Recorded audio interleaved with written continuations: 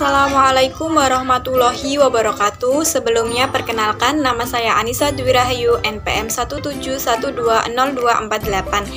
Nah, mata kuliah Perspektif Global. Saya mahasiswa Universitas PGRI Semarang, jurusan Pendidikan Guru Sekolah Dasar Fakultas Ilmu Pendidikan semester 7. Nah, kali ini kita akan membahas mengenai uang digital, revolusi industri, dan ideologi negara. Nah, kita bahas dari awal ya, kita membahas mengenai uang digital. Uang digital atau biasa kita sebut dengan cryptocurrency. Nah, sebelum kita membahas mengenai cryptocurrency, kita akan mengetahui dulu sistemnya. Apa sih sistem dari cryptocurrency itu? Ya, sistem dari cryptocurrency itu yaitu blockchain. Blockchain itu teknologi di balik Bitcoin, yang mana sistemnya itu untuk mengatur dan mengelola sistem mata uang digital. Transaksi cryptocurrency itu memiliki dua sifat, yaitu yang pertama sifat transaksinya itu terbuka. Contoh saja itu seperti ini. Ada si A, si B, si C, dan si D. Si A mau mentransfer si B sebanyak 1 Bitcoin. Namun dalam proses pentransferan itu, catatan transaksi itu diketahui oleh si C dan si D supaya transaksi itu mendapat konfirmasi seperti itu. Nah, yang kedua itu bebas, tidak ada yang mengontrol. Nah, kalau di bank kita kan ada yang mengontrol, yaitu dari pihak banknya, seperti itu. Transaksi yang terbuka dan bebas tersebut dinamakan sistem blockchain, yang mana dari pengguna untuk pengguna. Tentunya dengan transaksi blockchain itu terdapat sistem anonims, yang mana artinya itu sistem yang menyimpan data pribadi pengguna. Tentunya setiap pengguna tidak tahu data pribadi setiap orang. Walaupun transaksinya setiap orang mengetahui, tapi data pribadi setiap pengguna itu tidak dapat diketahui oleh orang lain. Seperti itu ya sistem dari blockchain itu. Nah, lalu apa ya mata uang dari cryptocurrency itu? Ya, mata uang dari cryptocurrency itu mata uang digital yang tidak punya bentuk konkret. Secara nyata itu tidak ada, dan letaknya itu dalam internet. Contoh, kita punya uang tunai kita simpan di bank. Uang tunai kita simpan di bank. Kita punya uang digital kita simpan di e-wallet. Nah, kripto ini kita simpan di internet dengan sistem blockchain. Nah, cryptocurrency itu memiliki berbagai jenis. Banyak sekali dari jenis cryptocurrency, tapi ada 5 diantaranya, yaitu Bitcoin, Everend, Tripem, Bitcoin Cash, dan Seller. Jenis itu seperti halnya mata uang yang ada di dunia, yaitu rupiah, dolar, US dollar, euro, dan lain sebagainya. Nah, dalam cryptocurrency itu, setiap orang yang menyimpan cryptocurrency ia juga butuh yang namanya dompet. Setiap kali kita membuat dompet, kita mendapatkan yang namanya username atau nomor rekening dan juga password.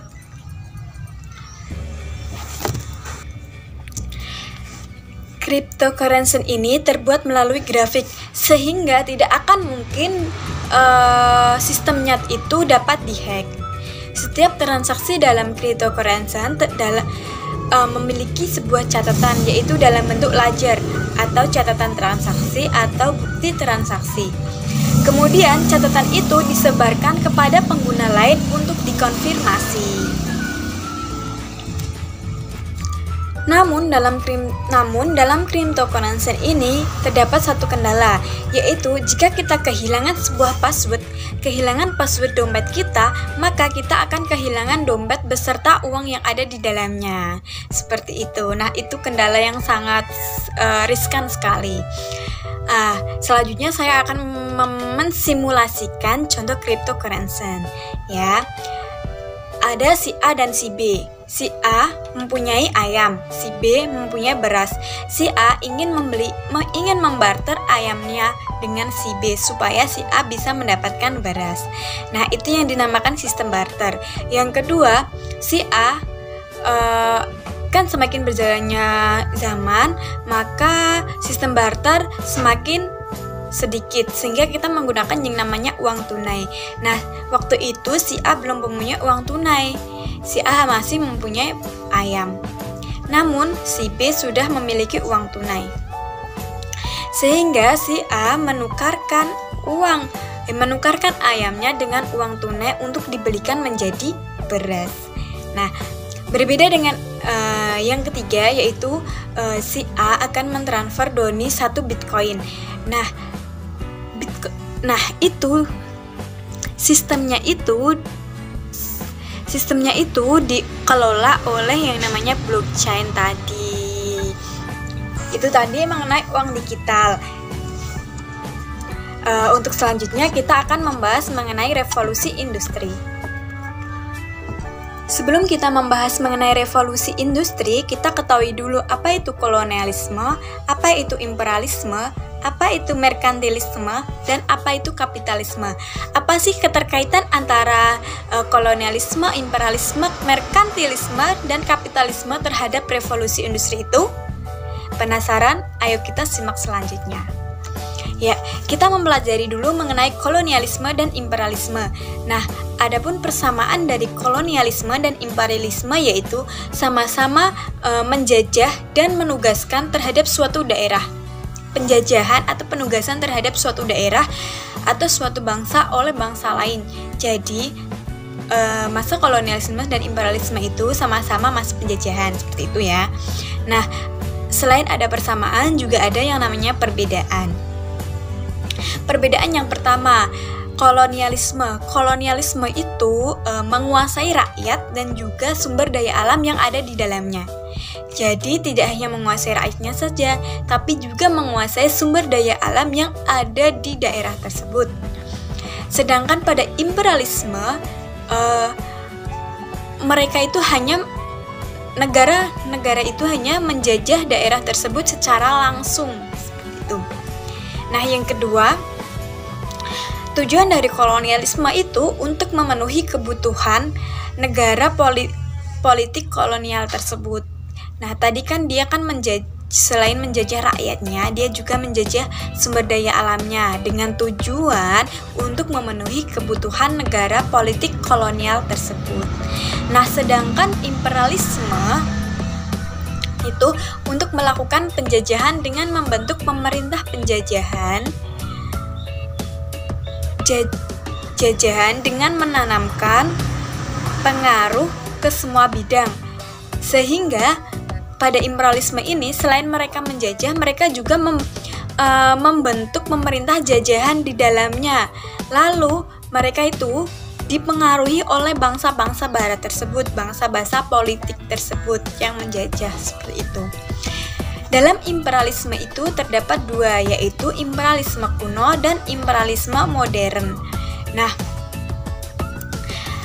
perbedaan dari imperialisme kuno dan modern yang pertama itu, imperialisme kuno itu sebelum adanya revolusi industri, sedangkan imperialisme modern itu setelah adanya revolusi industri. Yang kedua, tujuan dari imperialisme kuno itu untuk kepentingan 3G, yaitu gold, gospel, dan glory. Nah, sedangkan pada imperialisme modern itu untuk memenuhi kebutuhan industri. Yang ketiga, negara-negara yang melakukan imperialisme kuno itu ada Portugis dan Spanyol. Sedangkan pada imperialisme modern itu ada negara Inggris, Perancis, Belanda, Jerman, Italia, dan sebagainya. Nah, dari proses itu terdapat akibat dari imperialisme loh. Apa saja akibat dari imperialisme? Ya, akibat dari imperialisme yang pertama itu perdagangan dunia menjadi semakin luas. Yang kedua, negara jajahan semakin miskin, dari miskin semakin miskin karena dijajah ya. Karena sumber daya yang ada di daerah jajahan itu dikuasai oleh tadi penjajahnya, sehingga negara jajahnya semakin miskin. Yang ketiga, kebudayaan penduduk negara atau daerahnya itu bergeser. Jadi kebudayaan yang benar-benar asli itu menjadi hilang, digantikan dengan kebudayaan bangsa Eropa yang menjajah, seperti itu. Jadi benar-benar saat itu mereka benar-benar sangat berada di bawah sekali. Nah, yang ketiga kita akan membahas mengenai merkantilisme. Apa itu merkantilisme? Ya, merkantilisme itu sebuah paham yang ditandai dengan adanya campur tangan pemerintah secara ketat dan menyeluruh untuk kehidupan ekonomi guna mencukupi kekayaan logam mulia sebanyak-banyaknya.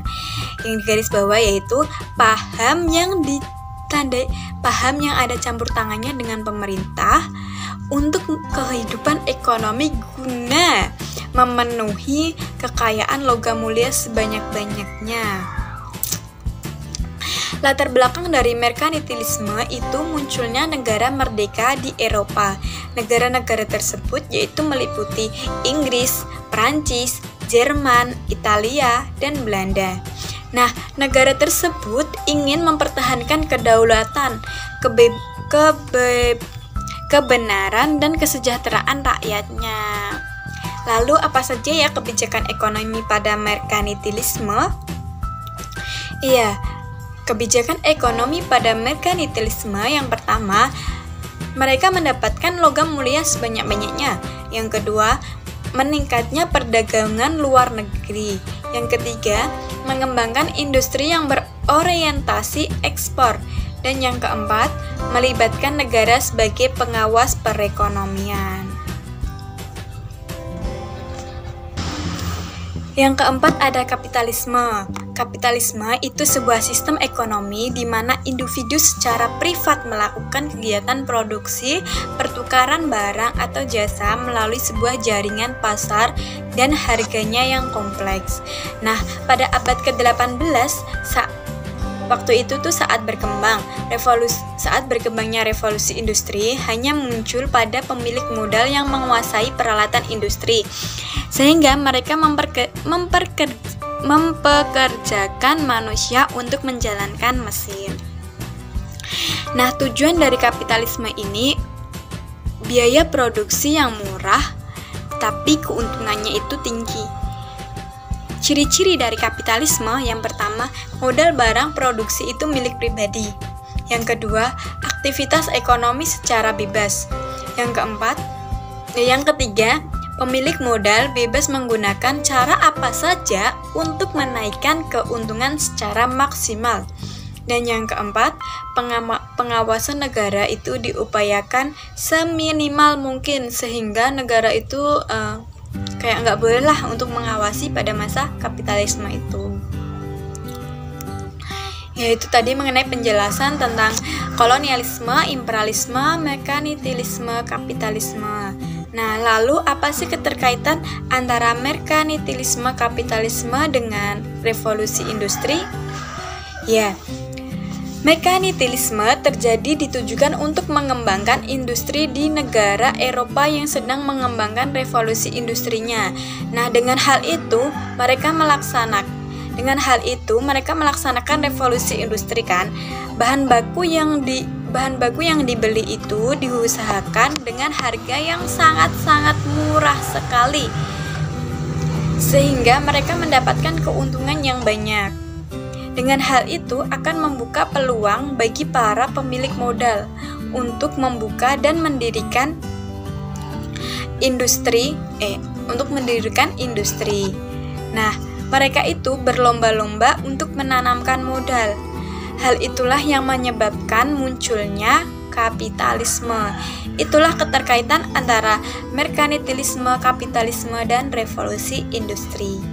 Dan yang terakhir kita akan membahas mengenai ideologi. Apa ya itu ideologi, teman-teman? Ya, pasti kalian pada mikir ideologi itu tuh dasar, ideologi itu pemikiran, ya kan? Nah, pencetak atau pencetus dari nama ideologi itu pertama kali itu dari filsuf Prancis yang namanya Descartes, itu pada tahun 1976. Sehingga bahasa ideologi itu berasal dari bahasa Perancis, yaitu ideologi. Nah, kata ideologi itu dibagi menjadi dua, yaitu ideo dan logi. Yang mana ideo itu berarti ide atau gagasan, sedangkan logi itu artinya ilmu. dapat kita ketahui bahwa ideologi merupakan ilmu yang meliputi kajian tentang asal-usul dan hakikat ide atau gagasan. Nah, dengan hal itu, ideologi merupakan cita-cita yang tinggi yang ingin dicapai dari berbagai bidang. Dapat kita simpulkan bahwa ideologi merupakan dasar pemikiran untuk mencapai sebuah tujuan. Ideologi merupakan sebuah identitas dari sebuah negara. Nah, tipe ideologi itu ada dua, yaitu tipe ideologi tertutup dan tipe ideologi terbuka. Pada tipe ideologi tertutup ini, ajaran yang ada dalam ideologi itu tidak boleh kita persoalkan kembali, melainkan wajib kita terima dan kita patuhi. Sedangkan tipe ideologi terbuka ini hanya berisi mengenai orientasi dasar saja, sehingga ketentuan tidak boleh seperlunya, tapi harus disepakati secara bersama atau demokrasi. Nah, macam-macam ideologi itu banyak sekali. Ada ideologi liberalisme, ideologi kapitalisme, nasionalisme, kolonialisme, sosialisme, marxisme, fasisme, dan ideologi Pancasila. Penjelasan mengenai Pancasila. Pancasila sebagai ideologi negara Republik Indonesia. Nah, Pancasila merupakan pedoman rakyat Indonesia untuk mencapai cita-cita yang adil dan makmur. Pancasila merupakan intisari dari isi jiwa yang terbentuk dari peradaban bangsa yang sudah hidup ribuan tahun di Nusantara. Keberagaman yang ada merupakan kekuatan untuk bangsa Indonesia. Di dalam negara, dengan berbagai keberagaman yang ada, kita butuh yang namanya unsur yang sangat penting dan sangat mengikat, yaitu unsur ketuhanan. Unsur ketuhanan ini sangat penting dengan dasar utama unsur ketuhanan. Nah, dengan kita mengetahui adanya Tuhan, maka kita akan dapat menghormati akan keberagaman. Keberagaman di sini kita menghormati sesama manusia. Ketika kita sudah mampu menghormati sesama manusia, maka kita dapat menjadi manusia yang beradab. Ketika kita mampu menjadi manusia yang bisa menghargai sesama manusia, sesama makhluk hidup, kita dapat menjadi manusia yang beradab, maka akan tercipta yang namanya persatuan. Dari persatuan itu akan menghasilkan manusia-manusia yang bijak. Nah, manusia yang bijak akan bersikap adil kepada siapapun dan pada saat kapanpun. Nah, ini tambahan saja mengenai perspektif global dunia ketiga, implikasi sosial budaya. Nah, pada dunia ketiga atau istilah yang pertama kali diciptakan pada tahun 1952 oleh demografi Prancis Alfred Sauvy. Nah, dunia ketiga ini untuk membedakan negara-negara yang tidak bersekutu dengan blok barat ataupun blok Soviet pada masa Perang Dingin, sehingga digunakan untuk merujuk negara-negara yang mempunyai indeks pengembangan manusia PBB atau IPM, terlepas dari status politik mereka. Nah, dunia ketiga ini merupakan negara-negara yang berkembang dan juga negara yang kurang berkembang. Nah, kan ada berbagai bidang, pada masa dunia ketiga ini, semua bidang seperti politik, sosial budaya, pertahanan, keamanan, ekonomi, pendidikan, dan kesehatan itu saling berkaitan dan saling berpengaruh seperti itu. Mungkin itu saja yang dapat saya sampaikan. Semoga bisa bermanfaat untuk kita semua. Saya mohon maaf jika ada kesalahan kata ataupun salah ucapkan. Terima kasih. Wassalamualaikum warahmatullahi wabarakatuh. Salam pendidikan, majulah Indonesia. Selamat Hari Guru Indonesia. Terima kasih. Wassalamualaikum warahmatullahi wabarakatuh. See you.